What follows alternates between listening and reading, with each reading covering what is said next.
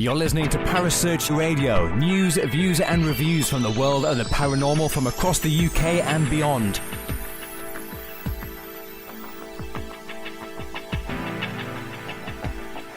Find us on Facebook, Twitter and the World Wide Web. Parasearch UK Radio.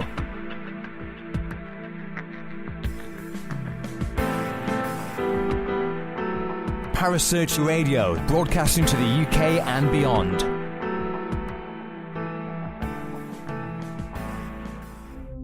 The views and opinions expressed by presenters and guests are their own and do not necessarily reflect the official policy or position of Parasearch Radio or its affiliates and sponsors. Listener discretion is advised.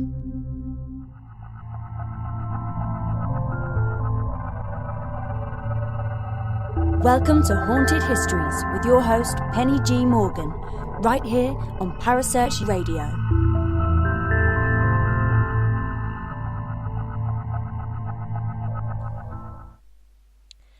Welcome one and all. I hope you enjoyed our newbie on Parasearch just before at 8 o'clock, the Supernatural Chat Show with Sean. If you missed it, never fear. As with all of our shows, they're available on Spreaker and YouTube for you to listen to, download, or even throw darts at if that's what floats your boat. Just to prove that I was actually listening to Sean's show, I was going to say my colleague's show then, I did hear his guest, Mike, say that he'd like to investigate the Winchester House. Well, just to plug Haunted Histories, because you know I'm shameless and I'll plug it as much as I can. We should be doing a show on the Winchester House in February with someone who has investigated there, so do stay tuned. And I agree about the whole paranormal thing. We should stop bitching at each other and start actually working together a little bit more. Well said, guys. Anyway, let's stop talking about someone else's show and start talking about mine. Excuse me. I hope everyone enjoyed last week's show on Fort Nepean in Melbourne with our good friend Bill Tabone. And again, if you didn't listen to it, don't worry, it's there. It's ready for you when you want to hear it. I won't be offended. But I actually want to do a birthday shout out to my good friend Paul Andrews. He's promised me he's going to listen tonight. And as the cheeky git thinks every time I know a historical fact, it's because I've just Googled it, I'm not sure if I should mention. Happy 60th birthday, old man. Actually, I know if you'll be listening because I'll probably get some facetious message on the chat page any second. Hi, Kaz. Nice to speak to you again. I'm glad I'm making you laugh. Anyway, I've not seen any facetious messages yet from Paul, so I have actually done your shout-out, Paul. You better be listening.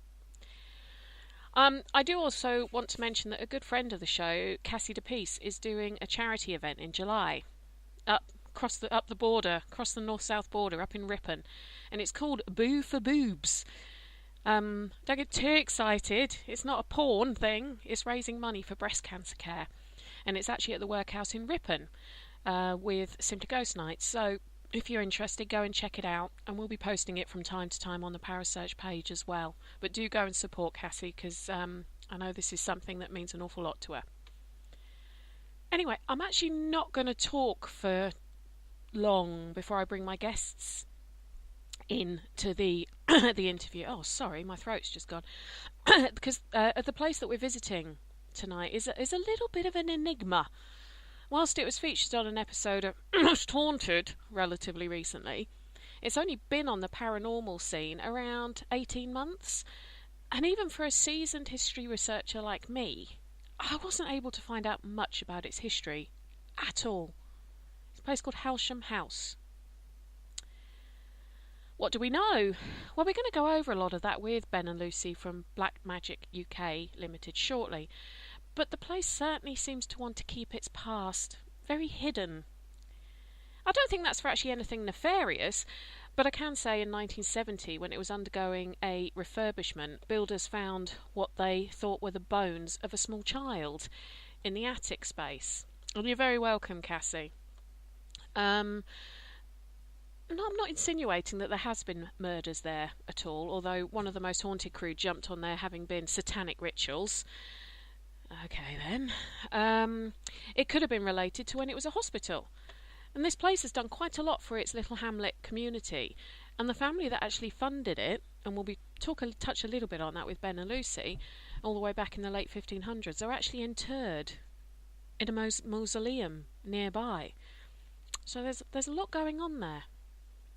Interestingly too, since I started sharing the advert for the show out today on social media, hi Mark, I've had reports of people who are actually quite unnerved and quite thrown by the place.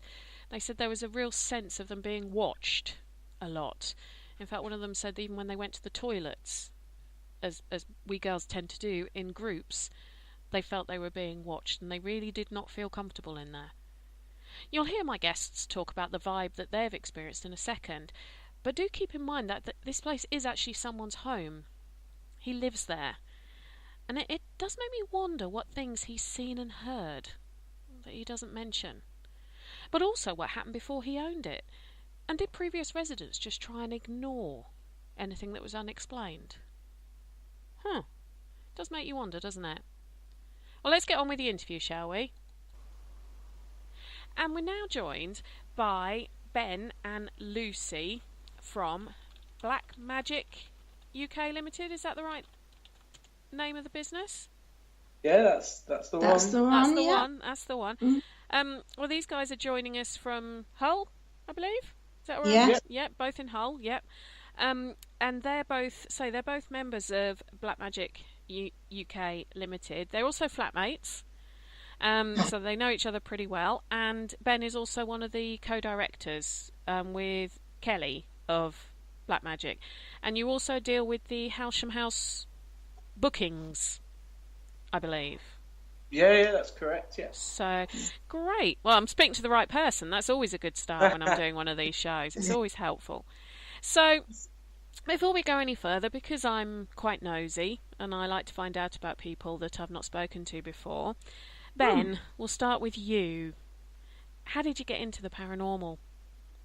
I've just always had an interest, really. Going back to when I was at primary school, I always remember just something that I can't explain, seeing an apparition in an empty hall, just walk across, and as a child you just don't ever know what it was. And growing up and hearing ghost stories and stuff like that, I've just always had a passion and an interest to find out more about it, really, and to try and put an answer to what I saw maybe when I was younger. Right. And so have you ever been back to your school and looked into it? I haven't, no, I haven't. If there's any listeners from Hull, it was Fanet Primary School in Hull. It's quite weird, it was. Yeah. Is that still there then, that school? Yeah, it's still there. I've not been back since leaving, but it would be interesting to see if we could maybe have a look there one time. Yeah. I think you need to get on that. Yeah. I didn't know that. I didn't know that about you. Oh. Yeah. There you go. My being nosy has helped you find something else out as well, Lucy. So where was your first ever investigation, Ben? My first ever investigation would have been about 6-7 years ago now. It was at the Golden Fleece in York. Yeah. Me and my ex-partner at the time were just, because I always had an interest in that and in that side of it, and we were watching the TV shows. We just went and stopped there for the weekend and did our own investigating kind of thing. So it was good. And obviously the first investigation for Black Magic would have been around two years ago now. Mm-hmm. We started off doing ghost walks in and around Hazel Foreshore and places like that. Mm-hmm. And then moved on to obviously buildings that are well known for Anison's and the Chocolate Factory and right. Fort Paul. Anison's is the funeral parlour. Is that the funeral parlour that's up your way? Is that the funeral parlour? Yeah. The Anison's funeral parlour in Hull, and it's on Holderness Road. It's on the Witham. It's a nice building. Quite a historic building, isn't it? Right. Right. Yeah. I mean, I'm a southerner. I do know the north probably better than some southerners, but you know, you might have to tell me where some of these places are if I don't cotton on straight away. So I knew the funeral parlour, but I thought that's what it was called, the funeral parlour in Hull, because I've seen that, and I've seen the Chocolate Factory advertised as well, because I was quite disappointed it's not like Willy Wonka with rivers of chocolate running through it. I was hoping if I ever did an investigation there, but apparently not. So when you did the Fleece in York, did you experience anything? One or two strange things, to be honest. Doors slamming through the nights and footsteps. Yeah. Taps turning on and like literally turning round, like not facing the actual basin of the sink. There was like fully turned round, like facing the wall, which was quite weird because it was actually in our room on the ensuite part. Right. You know, I'd come out of bed, turned the tap off, went back to bed, and within 2 minutes it was on again. It was weird, and yeah, I couldn't really explain it, to be honest. We had obviously sat there in bed with my camera going with the night vision. Seeing things floating around. I mean, it could have been dust particles and stuff like that, but I wouldn't like to rule out that it couldn't have been. You sound like you're a great date, Ben. Well, go out for dinner somewhere and you just sit there with your night vision goggles on. Sorry. York, though, is a place, yeah. I mean, we did a show on it just before Christmas. And we'll be doing another show on it a bit later because we didn't even, touch the sides, if you know what I mean, the amount of stuff we were talking about with York. It's actually one of my favourite cities in the world, so... Right, it's beautiful. I mean, it's the whole of York is actually mainly a burial ground. It's grave upon grave upon grave, and then you've got York built on top of it, so that's probably the reason why it's so renowned to be haunted. And because you've got so many classes of people that have been there, the Romans, the Vikings, it's not just like just Saxons or just whatever. It's had so many, like you say, built on top of it and changed, and it's it's a very interesting place. I love it. I love the place. Roman baths and places like that you can still actually go around. They're quite still preserved. Is fascinating to walk around, and you've got the minster and the castles and stuff. So yeah. The castles. The castle's an interesting one. Clifford's Tower. Yeah, I found that was an interesting one to find out about. That was just a tiny part of the castle, and where the museum is, those buildings and the old courthouses and jails was actually on the grounds of the original castle, which I find quite fascinating. And the fact every archaeological dig they do in York, they discover something new that they didn't know had been there, which for a nerd like me is quite exciting, really. I love it. I'd love to find something. I'd love to be able to find something. Yeah. Something that I'd love to have a dig and find something else. It'd be amazing, wouldn't it? Yeah, it would be amazing. Yeah. It would be amazing. So Ben, out of all the investigations you've done, which one sticks in your head as being the one that you almost didn't want to be there? It was that frightening. One that ran out of the building from... Well, from what I've heard, you run out of the building on an awful lot of them. So that I don't know if that's the right... you're a Zach Bagans, you scream and run. So I'm not afraid to say that. Yeah, I do. I scream and run and sit in a corner crying sometimes. But answering your question on that, I would have had to say it would have been Old Nick Theatre by far. Where's that? It's in Gainsborough. Right. It's it used to be a court and Victorian court and police cells. Right. Which they renovated, I believe. I'm probably wrong on this, but I think it was back in the 1970s. They converted it into a theatre. Right. But the actual court part, where the court used to be, is where the stage is for the theatre part. But underneath is still the Victorian cells and stuff like that. Ooh. That's all still there and intact. So. Obviously going around there in the dark is very, very eerie, and sitting down there in a dark cell on your own with it locked is very creepy, and it's a very eerie building, to be honest. It's What made you run? Because I wasn't there then. I was sat in there calling out like I usually do, but I'm not very confident at calling out because I usually do get scared when I do get a response. So, but I tried to leave the cell door ajar, so anything did happen, I could easily run out of there, and it just slammed the door on me, and I was the only one down there. Everybody else was upstairs, but obviously they were all bars, cell doors, so there was really heavy. It wouldn't have been a draft to be able to blow the door shut. There wasn't no draft down there, because obviously there's no way in and out. It's a cell. There's no windows or anything, so it was pretty hard to. Yeah, I think with it as well, because it was pitch black and it was a sound of. It was a big crash, obviously, with the bars and the door slamming. So that's what scared me quite a lot. But a lot of things happened that night, to be honest. Not just me personally. That some of the guests that was with us experienced some strange things, and other crew members as well experienced crazy things in that building. So. And you say that's the old Nick Theatre. Yeah, it's the old Nick Theatre in Gainsborough. Okay, sounds an interesting one. Yeah, if you like your history, I'd definitely look at that one. See, this is the worst thing about doing this show, and bear in mind I do one every single week. My to-do list of places I want to visit now. It's getting bigger. It's quite long, and I'm gradually ticking them off. And as soon as I've ticked one off, another 5 go on the list, and they're not just in the UK anymore; they're all over the place, and it's it's good. I'm going to be doing this for a long time, I think, just to get to see these places, even if I don't get to investigate them all, just to be able to stand there and look at them, and feel what they're like. So, Lucy, yes, let's talk to you. I mean, we were having a conversation before we started recording, that you are a medium, but you actually use it for something I think is absolutely, it's pretty amazing, if you ask me. How you use your ability? It's different, yeah. I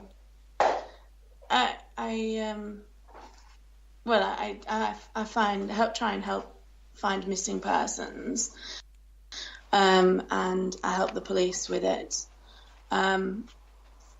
I work from photos. I found out that I could do it sort of by accident. I knew I could. I knew I was a medium and a psychic, and I can read people, and I'd seen spirits before, but a picture came up of somebody that had gone missing in America, and I immediately knew that she'd already died, and the more I looked at the picture, the more I could pick up. And we ended up, it was in Florida. And we ended up, I contacted the police over there, and we ended up finding her. And then over the years, I've built a relationship with quite a few of the police forces. I say mainly in America, because they're a lot more open-minded. And some of them do have their own psychic mediums anyway, on the force. And they send me pictures now, and I just work off them and try and find the person that they've given me to find. And I do, like I was saying to you earlier, I do it over here as well. Less over here because we're a bit less open-minded. But I have worked on some cases that have been in the news. I think obviously I can't say which, no, of but course not. No. I've worked on some cases that have been in the news and some that are still ongoing as well, that people would know about. But it's I still find I still wonder how I do it. I always say it's like I've got an extra sense. Just to me, it's just like I've got an extra sense than everybody else, and I can just pick up things that other people can't. Because when people say, you're a psychic medium, they immediately get an image of you in their head, and I think they think I sit in a room with incense, and You get that image, don't you, of somebody with a crystal ball, Gypsy Rose Lee kind of thing. Yeah, and It's just on a weekend, that. yeah, and it's just not me, that's all. But and I think people are surprised when they do meet me. I don't do a lot of one-to-one readings now, just because I'm too busy. But I do think people are surprised when they do meet me. I think they expect somebody, like say, Gypsy Rose Lee-ish, which I'm not. But no, I don't, and I don't charge for any of the work I do either. I must say that. But you were saying, what you were saying to me earlier was interesting, that you can tell just by looking at the photo if it's someone you're going to be able to help them with or not. And that you were saying that sometimes that it's almost like the person has said, I don't want to be found. I don't want to be found. And they shut themselves. Yeah. They shut themselves off. Yeah. It is odd. I can immediately, I was sat with my mum the other week, and she was on her phone, and, somebody had come up, was missing on Facebook, and, she flashed me the picture and said, "Oh, can you help?" And as I looked at the picture, I knew straight away I wouldn't be able to. I couldn't tell if they were alive or dead, and that first few seconds, I know, and if I know if they're alive or dead, I know I'll be able to work on the case. Yeah. Yeah, it is odd, who you're supposed to find, and who, why? It's just that question, why, really? So those people, like I say, I'm not going to ask you for case specifics or anything like that, because you can't do that, and I respect that completely. But the ones you tend to find, are they people who've been murdered or have taken their own lives, or are they? Because what I'm wondering is if the people who don't want to be found are the ones who've made that conscious choice to walk away from life, to walk away from everyone, or is it the people who didn't make that choice? They're the ones that tend to be more open. Do you understand what I'm asking? Yeah. It's always the ones that seem to have had sort of a bit of a horrific death. And it's almost like the more horrific the death, the easier it is to find them. I believe in a lot of energy. The energy comes off various things, and I, obviously with a very violent death, it makes a big imprint into the universe. I don't know really how you describe it, but it's big as sonic. It's almost like a sonic boom, isn't it? Because it's so quiet. Whereas if someone's decided they just don't want to be around and quietly slip away, almost. I know. I understand what you're saying. I understand. I'm just trying to think of if I have ever had anybody that's just died sort of peacefully, and I don't think I have. I think they've all been, not very nice murders and bad suicides. I'm sure. I've never had anything nice. Well, none of it's nice, really, is it? Well, but, if it's peaceful for them, then it's, even though it's hard for everyone who's left behind, but if it brings them some kind of peace, I guess. I guess it's it depends on the reason, I suppose. But no, I just thought that was amazing. I've never spoken to anyone who does that work, so I found it really intriguing. Getting back to the whole sort of subject of the the paranormal. Yeah. Where's been your favourite place that you've ever investigated, and when did you actually start doing investigation work as a medium? To be honest, I only I didn't want to join a group. is something I'd never been interested in. I do love my history and I love old buildings, but I'd been to an investigation at Anison's again that another team was doing. It was when I wasn't with Black Magic, and I didn't particularly. I wasn't very comfy with the team. I didn't like the way they did it.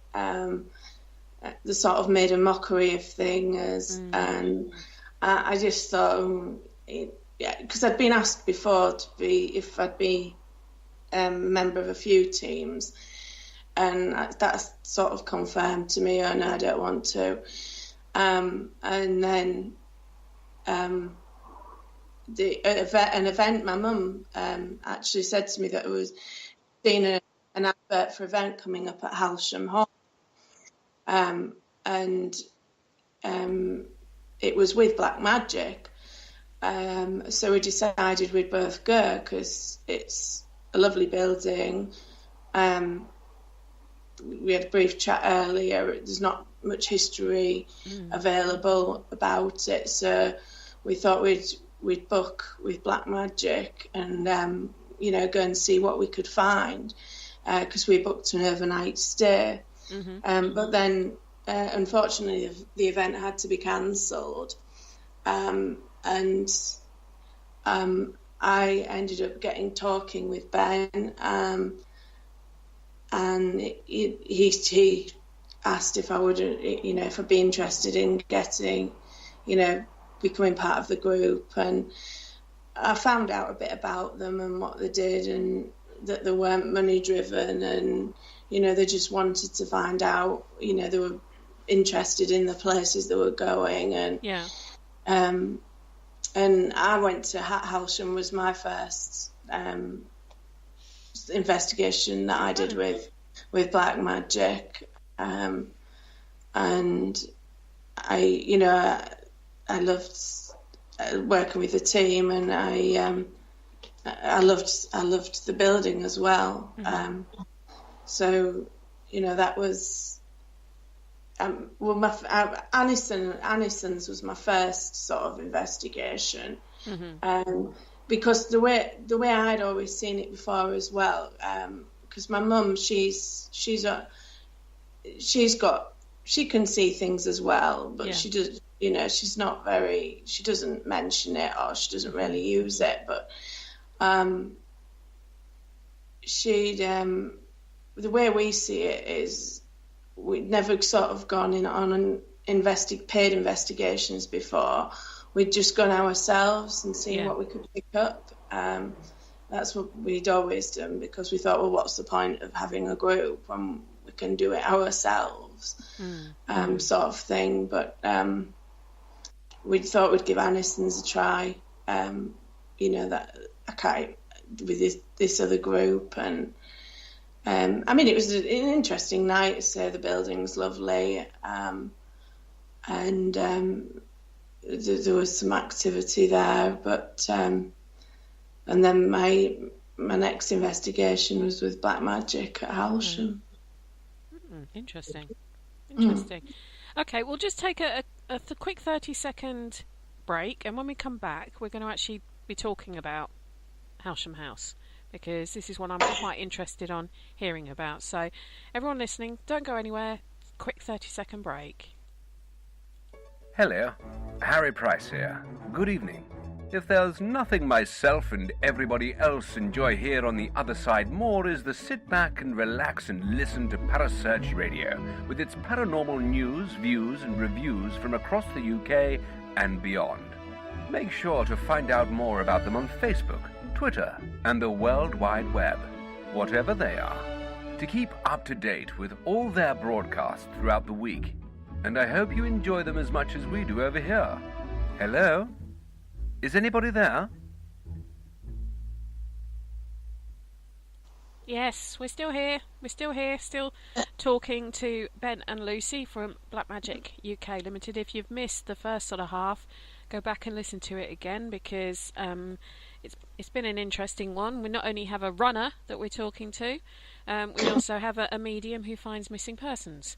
So, you wouldn't put the two of them together, would you really, on the same show? That's what we do. That's what we do on this show. We bring you eclectic guests. But talking about Halsham House, so I've never been to Halsham. I don't know what it's like, but what I've been researching, it's a small little village. Yeah. About 10 miles outside of Hull? About that, or a bit more? Not far. 10, between 10 and 12 miles, I would have thought. It's not far on the outskirts. And it's got a history going back hundreds and hundreds of years, but sort of looking at the population numbers in 2011, the census, the UK census, listed 255 people. In 1823, it was listed as having about 315 people. So you're probably looking at around the 300, 320 mark. Yeah. I would have said even, back in the day.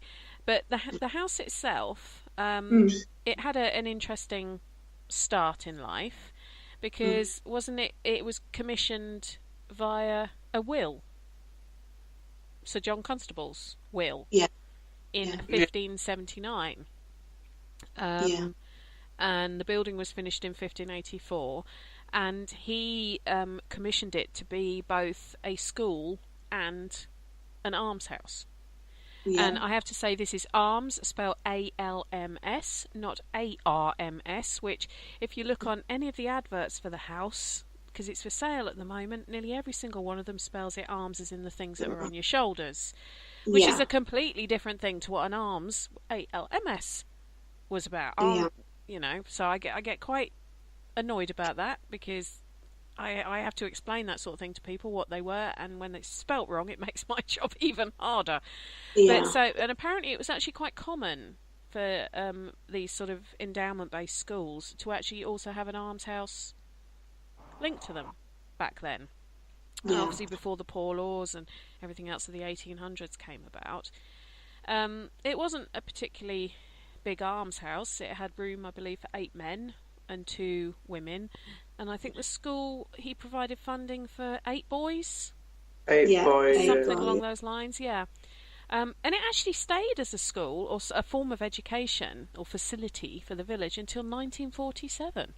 Yeah, that's correct. Which is quite amazing, sort of nearly 400 years. And some of the research I was doing, being the nerd that I am, I found out this book. It's an online PDF of a book I was reading that was written in the 1960s. It was the only endowment grammar school in East Yorkshire that was put together, if you like, during the reign of Elizabeth I. So I believe it's got that in its name as well. Yeah, I believe it was for Oxford scholarships, the endowment, and then it was actually in John's will that he wanted it to be built, and it was John's wife Catherine that contributed for the endowment for the Oxford school scholarship. Yeah, it's a scholarship to Trinity College at Oxford. She's. The thing is, endowment also meant gifts, and I know it was also when it became a hospital in the sort of the earliest I can find the records from was about 1784 of it being a hospital. They actually show that, in effect, the endowment records, the gifts that have been. That it's actually in the East Riding Records Office. If anyone ever wants to go and have a look at it, it's got a list of all the gifts that were made to maintain it as a hospital. You don't expect them to make such sort of copious lists of gifts, but they did. So yes. It's been a school, it's been an almshouse, it's been a hospital. I believe it was a convent as well for a short time. So the different things that must have been going on there. Yeah, it's got a lot of history. It's you feel it as soon as you walk in. I think with Halsham, as soon as you walk in there, the air feels thick. It just feels full of history. Atmosphere, isn't it, it's and because it's full of sort of old antiques and things that go back hundreds of years. Tapestries from the walls. Yeah, the big tapestries, and it makes it even more. You do feel like you're stepping back in time when you go there. Right. There is actually at the upper part of Halsham Hall. There's the back entrance, which would have been for the school children at one point. Wooden door. There's the actual original wooden door from the school, which has got all the engravings from the children from that time. Wow. Yeah, it's interesting to look at that. The boys have put, written certain things in there, haven't they? Engraved little messages to each other and dates, and it's just little things like that are interesting to see. Yeah, definitely. But what I find interesting about the place is it's quite a new one onto the paranormal circuit, so to speak. Probably kicked off really with and I'm sorry for anyone who thinks I'm about to swear now, Most Haunted's show back in 2015, 2016, something like that. They were there. What are your thoughts? Not on Most Haunted. We won't go there. We won't go there. I go there in nearly all my shows. I'm not doing it on this one. There might be swearing from me if it goes. Don't worry, there normally is whenever I mention it.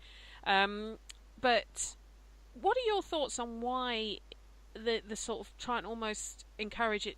Well, the haunting side story started coming out with, as late as 2015, 2016, when I don't know how long that current owner had owned it for by that point, but why did it take so long? Because this place has been around for 500 years. You would have thought if something was happening, it's been happening for a long time. I just think personally that people didn't want to mention it previously. The owner now, he's quite open to it all, isn't he? He's very open. He's by himself, isn't he? And he's seen a lot, and because he's open to it, I think he sees even more. Right. Whereas previous owners, I don't doubt that they've seen things, but with a lot of old buildings, we've found over the years, or I've found over the years, if something goes on in the building, people just like to put it to the back of their minds, and they don't want to put it down to it could be a spirit, and and sometimes I think by inviting somebody into their home, it's going to make it worse. Yeah. Again, from various TV programs people have watched, it gives it's the conjuring of the devil that we do in them, isn't it? It's when we have the inverted pentagrams and we start chanting and sacrificing goats. I mean, it does cause a bit of a mess. It does. People don't like it. No, I can't imagine why. No, I can't. Yeah. But, try living with it. Try living with it. Constantly doing stuff like that in your room. Do you know, it's terrible. I might get somebody to come through tonight, just to scare you now. Get them to tickle his face and stuff when he's asleep. He'd be running out the building. He would. But yeah, I think that's just why I think he's very open to spirits, and he wanted to find out more about the building, right, and who was actually there.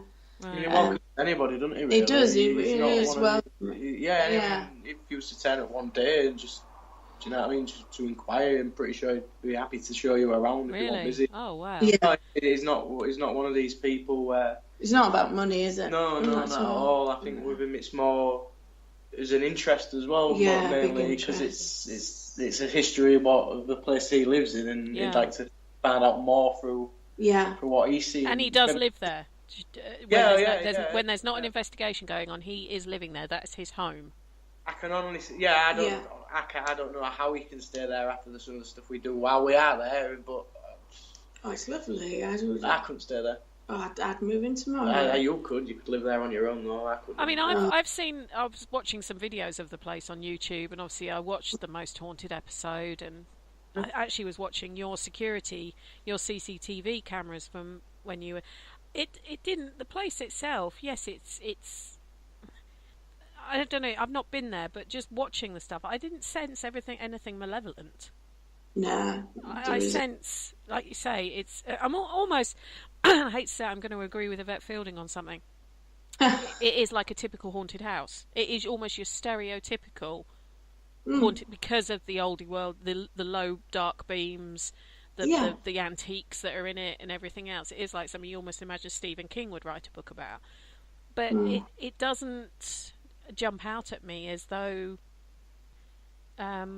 It's this what could be here, something bad, Yeah, but then again, that also comes down to a lot of people's misconception about what's actually bad and what's actually just a spirit trying to make themselves known. I mean, interestingly enough, I was having this conversation with my 8-year-old son the other night, and he was saying that if a spirit tugged on his trousers, he'd be really scared. And I said, why? And he said, well, why didn't they just say my name? I said, what happens if they could be shouting your name at you? But for some reason, you ain't hearing it. And they want to get your attention to say, I'm here, I'm standing right next to you, woohoo! And they're waving their hands in your face, they're shouting. I said, and the only thing they can do is tug your clothes to make you go, what? Yeah. Is it them being nasty, or are they just trying to get your attention?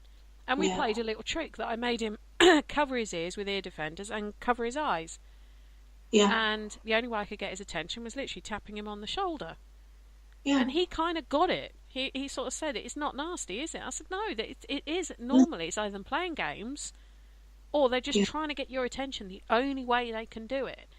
I think that's my point. Anyway. I think a lot of it is the movies and stuff, isn't it? A lot of it. Yeah. And a lot of, I mean, as well. TV shows. And a lot of younger children watch them now as well, don't they? Unfortunately, and that's. I mean, I've got a 9-year-old niece, and she's dying to join the group. Yeah, so she's absolutely. She's dying to join. She wants to come on an investigation with us desperately, because she's basically just the double of me, but and she tells me all these things that she sees, and she'd love to come on an investigation. Bless her, I had to do an interview with her, didn't I? Because she wanted to go. We've got a Facebook page, and we've done a couple of sort of live feeds on there, and she wanted to go on, but mum and dad wouldn't have approved of it. So instead I had to do like an interview with her about spirits. So, because she finds it all fascinating. Yeah. She always says the spirits, they're not ghosts. She said it's rude to call them ghosts. She said it's not nice, the spirits. She always says. She's as crackers as me, I think. My 8-year-old son, I don't know yet about my 4-year-old. I'm pretty sure he senses things because I've watched him having conversations with thin air before. But no, my 8-year-old, I know he does because he's we were in these woods where near where my parents live, and I know we're digressing slightly from the house, but I could feel someone breathing on my neck behind me, and I've always felt these woods were haunted, and I didn't find out why until literally a few years ago, what had been based there during the war, and I could feel someone breathing on my neck. There's no one behind me. My son's walking in front of me, and I deliberately wasn't turning around because he was starting to get a bit. He was like, "There's lots of people here. I know there's people here," and I'm like, "No, we're fine. We're just going to leave now." And it's the middle of the day. This isn't at night. We're just walking in the woods. Yeah. And he kept turning around and looking at me, and I said, "What's the matter?" And he went, "Who's following you, Mummy?" Oh. Now I could feel the breath on my neck. Yeah. So I knew there was someone there. Yeah. But I was deliberately not engaging with them because I didn't want to start freaking him out. But he kept turning around and saying, "Mummy, who's following you?" And now I hadn't turned, I hadn't flinched, I hadn't given any indication that I knew there was someone behind me. So I have to be very careful. Pardon? I was going to say, it's interesting to say that obviously children do sense and are open more to see spirits. Oh, definitely. But that's when I developed it, when I was back. Maybe that's why I saw that ghost when I was younger, and I've not ever been able to see one since, because I was a child then, but I still remember seeing it, if that kind of makes sense. But I've never been able to see anything since, and maybe that was why when I was younger I was more open to it.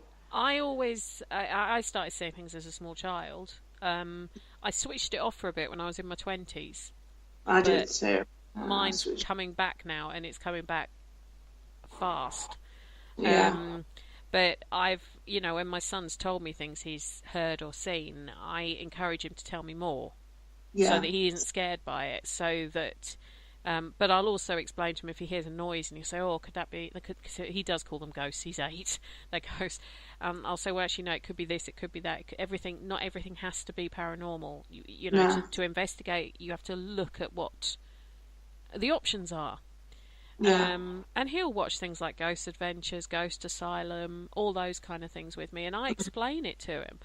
And he does find it interesting, and he doesn't get scared by it. But he still wouldn't come on an investigation until he's 16, as a minimum, because he's not old enough to protect himself.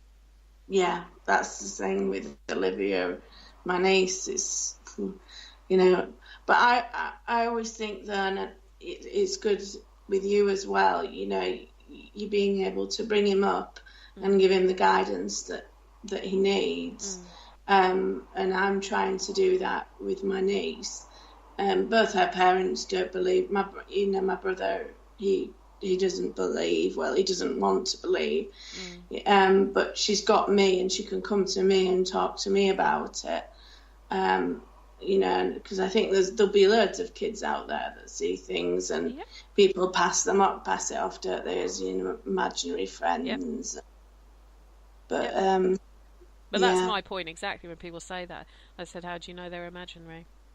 I've had, my husband's family are very sort of, they're Londoners. Like, they don't live in London. They were sort of the mass who came out of London in the 50s, but they're Londoners. That's their attitude, East London.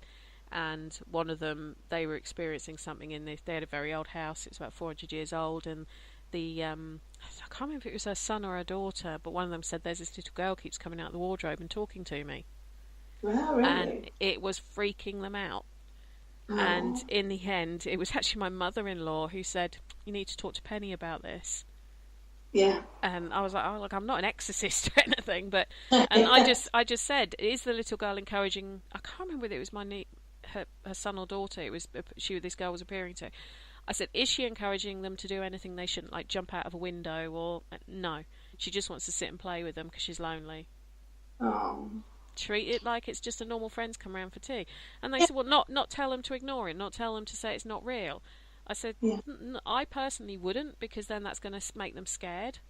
Because then if they do see her again, they get scared. If they think it's just another person, albeit they look a bit different, what's the problem?" And eventually this little girl went away. But, the family, I think my in-laws think I'm a bit bonkers. But it served its purpose. Yeah, exactly. I get plenty of people that think I'm bonkers, but Ben thinks I'm bonkers half the time anyway, so, well, especially when you set naughty spirits on him when he's been rude to you. Exactly. there was some spirits about the other week in the house, and then the night after you started hearing banging and you couldn't sleep and you got mad with me. Yeah, I was there. Yeah, scratching and doors opening and knocks on the wall. I actually got up a few times to check it about the cat, because we have got a cat. And I heard, has the cat got a bell it was playing with earlier? Yeah, I heard it. Yeah, she's sat asleep now. Yeah, she sees them as well. Yeah, my animals always have. Right, I'm just gonna hold on right there. I'm just gonna change the recording over so we can keep talking. If you bear with me. Right, yeah, we're back. Okay, seamless segue into the next section. So, Halsham. Yeah. Is it the sort of place, as you walk in, that's got actual, intelligent, interactive spirits, or is it more of a, it's almost like the stone tape theory side of things, or is it a bit of both? the majority there, I'd say, is residual, so your stone tape.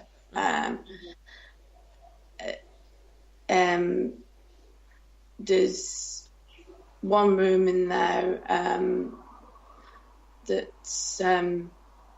was used as the schoolroom, and that's sort of thick. The air's thick in there, and you get noises in there. You get lots of playback. You get quite a few things, and the same sort of things. I've only come across one spirit there that interacts. That's for anyone. Obviously you've seen Halsham. At the top, there's top of the stairs, and there's some chandeliers, and I was talking to this particular spirit, and it was moving the chandeliers for us. So we could interact with one. That was only one spirit. But do you know if that was male or female or male? It was male. Yeah. Okay. Yeah, definitely. But I'd say, I don't know from the other investigations you've done, Ben, but a lot of it's residual in there. Right. A lot from the children, and because the Hillstone tape theory thing and residual energy, it's especially so with children, because they've got so much energy, and that's what it's about, residual. It's all about energy, and that energy that stays. But like I said, I don't know, Ben, if when you've been on other investigations to Halsham, if you've come across any other active spirits that you've been able to make contact with, or have you found? The main spirit that, not just when we've gone, but it's funny because obviously with us managing it and taking bookings for other groups, so they can actually come and investigate it with us. Not with us, they'll like book it for themselves to investigate privately. It's quite interesting because like we won't discuss any of the history with them or anything like that, and obviously we have feedback from other groups as well, and it's quite interesting that there's always like the same woman that keeps coming through with all these different groups. It's a matron, which she's come through with us, and the name's always spot on as well. It's Elizabeth.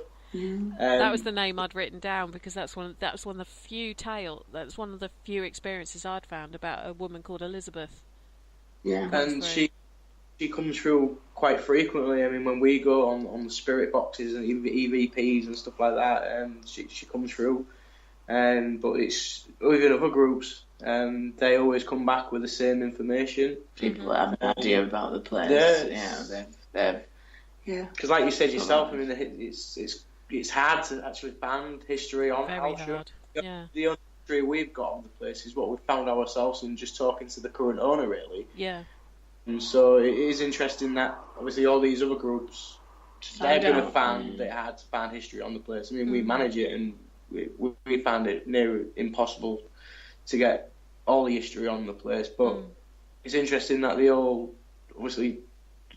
kind of link in and come up with the same names and the same. Definitely. And it wouldn't surprise me if she was a matron from when it was a hospital then, because if you're saying she's a matron, is she quite sort of friendly when she comes through, or is she sort of almost what you're doing here, get out? More inquisitive, I would have thought. She's not. I wouldn't say she was an angry spirit or anything. She's just. She's stern. I was going to say, people said she's stern and. Yeah. She's an authority of the building. Yeah. Yeah, it's like it's her building, really, isn't it? I'll say if she was the matron when it was a hospital, it would have been hers almost. She would have been in charge. A bit like our house, really, isn't it? So what, sorry? It's just a bit like our house. She's the boss. Well, at least you know that. At least you know that. Well done for recognising that, Ben. Yeah. The woman is always the boss. Easy life. Yeah. But yeah, I had read that Elizabeth was one of the ones that had come through. But one of the other things that I was quite interested about is when Most Haunted did their episode there, the books that came off the landing. Yeah. Is there poltergeist activity there? The only things we've got is the moving chandeliers when a vast. Yeah, that's not kind of what I mean. I'm talking about books There's flying off the landing. But I'll be perfectly honest with you, and I mean, I'm managing Halsham as well, but I've constantly, because obviously I spend a lot of time at Halsham, and I have done, and it was that part of Most Haunted that, as a paranormal investigator, pushed me to wanting to investigate Halsham. Yeah. Originally, I watched it and I wanted to investigate it, and meeting Marcus, and he obviously then invited us down to go around and investigate it as a team, and he liked the way we worked. That's when he asked us to basically manage it for other groups, and bring other groups and see what they can pick up. But I've watched that episode back and back and back, and just that one part of where the book flies off the bookshelf. Now, I think personally that was staged, that part. That's my personal opinion of the book flying off the bookshelf. Because we've never had it. Because we've never ever had it before. Not that I've asked them, not to that extent of what they've had it. I mean, obviously things do move, like chandeliers move and stuff like that, and things might get mislaid if you will. Yeah, things move sort of around. I wouldn't, not to the violent stage where the books was flying off the bookshelves to that extent. No, he's never had anything like that. Nothing.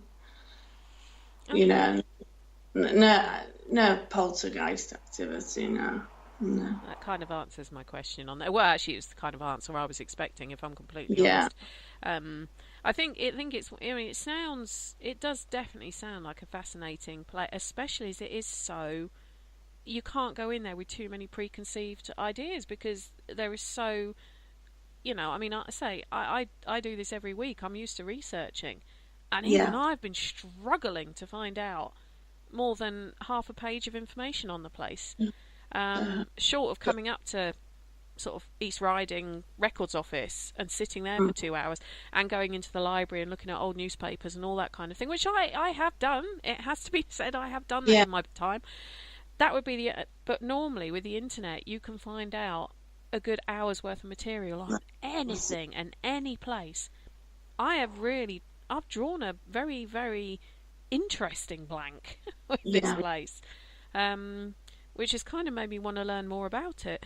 You should come and visit it. Maybe I will. Maybe I'll come north of Watford and sort of, scare the northerners. Southerners are invading again. Well, I lived in Nottingham for a while, so I'm pretty sure I'll be fine, to be honest. Yeah, Nottingham's north for me. Is it? Oh, yeah. It's south for me, though, isn't it? So, yeah. It's south for you. It's south for you. But then again, my dad is a northerner, and so is my mum. So I don't get as scared crossing the borders as some people might. You know. At least you can understand me anyway. So once we've finished recording, I'll tell you a funny story about understanding northern accents that will make you both laugh. I promise you. So what else are you guys up to at the moment from a sort of, have you got any public investigations planned we're just in the planning? We're just in the motion, I mean, it's because it's New Year, the Christmas period. And... We're thinking actually the first one of the year will probably be Halsham. We think we'll do that to start the year off, because it's so accessible for us anyway. You know, we can ring up and say we're coming, and we keep getting people messaging us saying, you know, when's your next investigation? So we're trying to finding a balance in it around it is home life. It is, and for people, and we recently we've got a new building in Bridlington, haven't we? The cottage. A cottage, which it needs to be cleaned out, and then we're going to invite the public to come and have a look round. That's an interesting place. It's a gentleman that owns quite a lot of property, and he was living in the cottage, and he started to do some work on it. I mean, he really did quite a lot of work on it. He's a property developer, isn't he? Yeah, his plan was to buy the land and the cottage and build new houses around the cottage, but live in the cottage while he was building these new houses. Yeah, but he couldn't live in the cottage. So much activity. Yeah, really. He basically gave us the keys and said, "Look, do what you want with it." Yeah, until it's knocked down, do whatever you want with it. So, which is quite interesting because it is actually within the grounds of another historic building as well. Yeah, it is. That's within the grounds of what's that in the grounds of Bridlington? Sowerby Hall. Oh, right. That's in the grounds there because just as a team, a few of us as a team we've been a few times and had a look round and see if there was anything there and what we could get. Some interesting response. Yeah, it was interesting. There's definitely something there, but it's sad because it's a really nice house, and me and one of the other mediums, we said, we'd move in tomorrow. It's lovely. It's such a shame he's pulling it down, but we've got that for a year, so we're going to give it a clean up and do some sleepovers maybe. Yeah, do some sleepovers there. And he's also got a hotel, hasn't he, in Bridlington, that it's empty, that we're going to investigate, and again we'll be able to get the public involved. We'll do the places that everybody likes, like Chocolate Factory and Fort Paul, and we'll do them. But it's nice to get a few new buildings in there. Virgin territory almost. I mean, we don't just do events. I mean, we do have members of the public that actually asks for our house as well. Well, that's it. We get people saying, "Oh, help! My house is haunted. Can you come and help us?" And then we go, we take equipment. I do my thing. And I do my thing. And he does, and then run out. Yeah. He's got his equipment, and I'll do a walk around modern day Warren and Warren and Lorraine. I knew who you meant. All right. Warren. Yeah. Well, anyone who wants to go and check these guys out, your Facebook page is Black Magic UK Limited. Yeah. Go and check them out. Go and give them a like. If you're interested in booking Halsham House yourselves for a private investigation, drop them a line, and I'm sure they can chat through with you what you can and can't do. It's been an absolute pleasure talking with you both. Thank you so much, and I hope it wasn't too painful in the end, Ben. No, it's fine. Got used to it. You might not sleep tonight after all this time. No, that's going to be the spirits tickling his face. As I always say to everyone, thank you so much for listening to the show tonight. If you have got anything you want to feed back to us, do drop Parasearch Radio a quick message. We're always happy to hear from you. Don't forget, we've got shows on every night of the week, and you can even listen to them after the event if you so choose. I'll be back next week at my normal time of just after 9 o'clock. And you'll have to wait and see who my guest is going to be, won't you? I'll surprise you. But all that leaves me to say is have a good evening, sleep tight, and don't worry too much about things that go bump in the night. Thank you for listening. Don't forget to join us for more shows throughout the week. Find us on Facebook, Twitter, and the World Wide Web to keep up to date with all the shows right here on Parasearch Radio.